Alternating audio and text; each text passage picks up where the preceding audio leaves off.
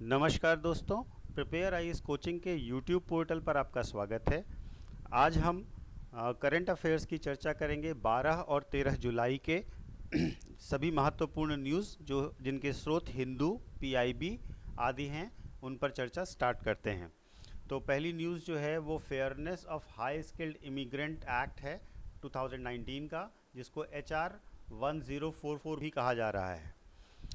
यह बिल वास्तव में यूनाइटेड स्टेट्स ने पास किया है, जिसमें जो संबंधित है जो बाहर से आने वाले माइग्रेंट हैं उनके ग्रीन कार्ड्स को लेकर के।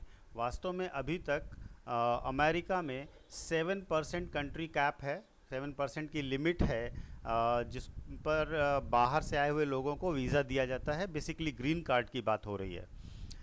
इसमें इस कानून के अंतर्गत HR 1044 के अंतर्गत ये कहा गया है कि ये जो 7% की लिमिट है इसको हटा दिया जाए और इसको बढ़ा करके 15% कर दिया जाए।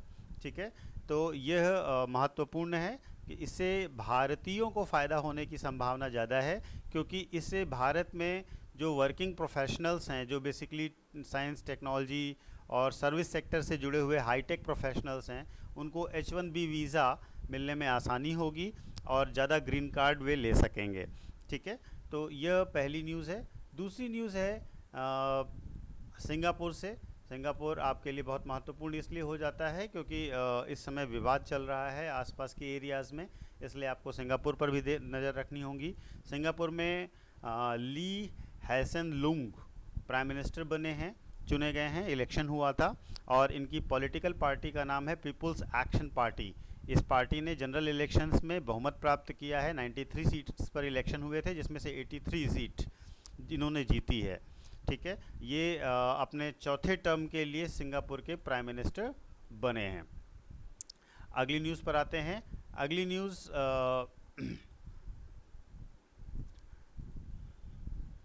जो है वह NTPC को लेकर के है। NTPC को CII-ITC सस्टेनेबिलिटी अवार्ड 2019 दिया गया है।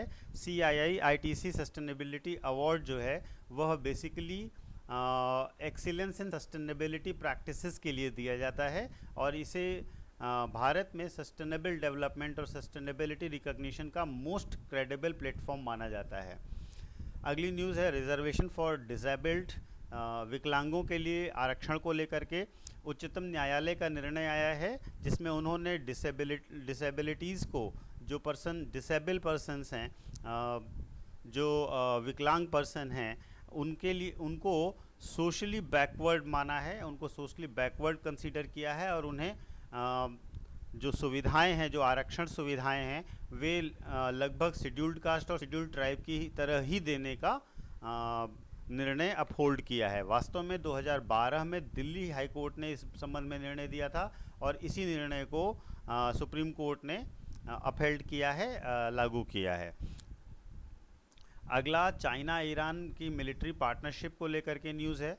चाइना और ईरान ने एक बड़ी पार्टनरशिप ट्रेड और मिलिट्री को लेकर के साइन की है और इसके अंतर्गत चाइना ने बहुत बड़ा इन्वेस्टमेंट ईरान में करने का निर्णय लिया है, जो उनके सर्विस सेक्टर और तेल एक्सपोर्ट इन सब से रिलेटेड है। इसके साथ साथ डिफेंस एग्रीमेंट्स भी किए हैं।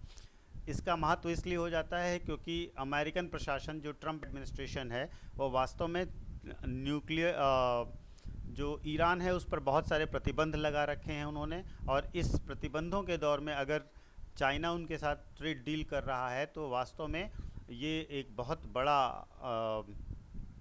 ब्लो है, बहुत बड़ा एक तरीके से खतरा है अमेरिका की पॉलिसी के ऊपर। ये एक महत्वपूर्ण न्यूज़ थी, इसलिए आपको ये ध्यान रखना है। Sardar Patel Covid care centre अगली न्यूज़ है। ये 10,200 बेड का एक कोविड केयर सेंटर है जो डेवलप किया गया है छतरपुर, दिल्ली में इसको इनॉग्रेट किया गया है। वास्तव में यह जो कोविड पेशेंट्स हैं उनके लिए विकसित किया गया है। इसका निर्माण DRDO ने किया है और इसको इनॉग्रेट किया गया था 5 जुलाई को और यह 12 दिनों के अंदर ही बनाया गया सेंटर है। तो सरदार पटेल कोविड सेंटर आपके लिए महत्वपूर्ण न्यूज़ है। अगला न्यूज़ आपने आज के न्यूज़पेपर में देखा होगा, इंडो बांग्लादेश ट्रेड रिलेशन को लेकर के है। इसके अंतर्गत भारतीय रेल ने पहला शिपमेंट पहुंचाया है बीनापुर बांग्लादेश में। ये बेसिकली सूखी मिर्ची को लेकर के है। ये वास्तव में आंध्र प्रदेश के गुंटूर ज़िले से इन्हें वहाँ पर पहुँचाया गया है। गुंटूर के बारे में आपको ये ध्यान रखना है कि गुंटूर जो है वो चिली प्रोडक्शन के लिए बहुत ज़्यादा फेमस एरिया है, आंध्र प्रदेश में पड़ेगा। और पहले क्या होता था कि यहाँ के फार्मर्स बहुत सारे मिर्ची का उत्पादन करते थे और उसको एक्सपोर्ट करते थे बांग्लादेश तक, बाई रोड भेजते थे और उसकी कॉस्ट लगभग 7,000 रुपये पर टन आती थी। ट्रेन के द्वारा इसे भेजे जाने का के कारण इसकी कॉस्ट बहुत कम हो गई है, लगभग 4,608 रुपये हो गई है। तो इसलिए प्रोडक्शन ज़्यादा बढ़ने और सेल ज़्यादा बढ़ने का इससे संभावना है। अगली न्यूज़ जो है वो ज्योत्सना भट्ट को लेकर के है। ज्योत्सना भट्ट सिरेमिक आर्टिस्ट थी जिनकी डेथ हो गई है। आपको सिर्फ इतना याद रखना है, सिरेमिक आर्टिस्ट थी। अगली न्यूज़ पर आते हैं। अगली न्यूज़ ट्राइफेक को लेकर है।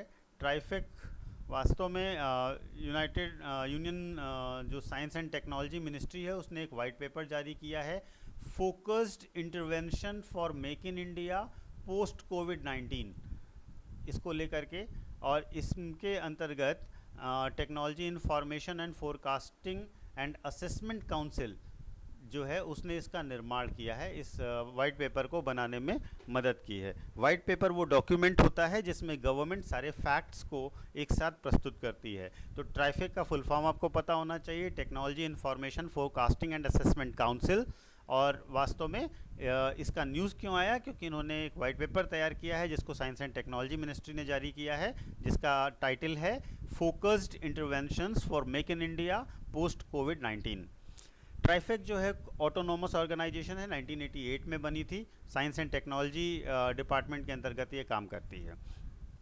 ठीक है, ये वास्तव में जो भी टेक्नोलॉजी डोमेन है, टेक्नोलॉजी ट्रांजैक्शंस है, उनके बारे में काम करते हुए न्यूज़ और रिपोर्ट्स तैयार करती है। अगली न्यूज़ जो है वो विप को लेकर के है। विप और 10th शेड्यूल ऑफ कॉन्स्टिट्यूशन को लेकर के है। राजस्थान में राजनीतिक घटनाक्रम तेज़ी से बदल रहा है, जहां पर आज विधायकों की बैठक बुलाई गई है और उसके लिए विप जारी किया गया है। विप वास्तव में जो एंटी डिफेक्शन लॉ है उसके अंतर्गत जारी किया जाता है। यदि कोई विधायक अथवा सांसद विप का उल्लंघन करता है तो उसकी सदस्यता जा सकती है। वास्तव में ये 10th शेड्यूल के अंतर्गत आता है और 10th शेड्यूल भारतीय संविधान में 52वें संविधान संशोधन अधिनियम 1985 के द्वारा जोड़ा गया था। और आपको ये पता होना चाहिए कि 10th शेड्यूल या एंटी डिफेक्शन लॉ का वायलेशन पर जो निर्णय होता है वो उस सदन का प्रिसाइडिंग ऑफिसर करता है, वो उनकी सदस्यता को समाप्त कर सकता है। और यह उनका डिसीजन जो होता है वो अपने आप में परिपूर्ण डिसीजन होता है, एब्सोल्यूट डिसीजन होता है।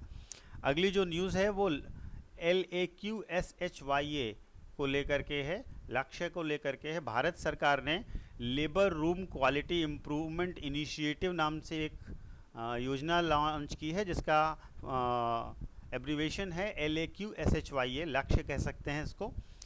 वास्तव में ये मैटरनिटी ऑपरेशन थिएटर्स में जो पब्लिक हेल्थ फैसिलिटीज़ के अंतर्गत आते हैं वहाँ पर मैटरनिटी केयर के लिए किया जाने वाला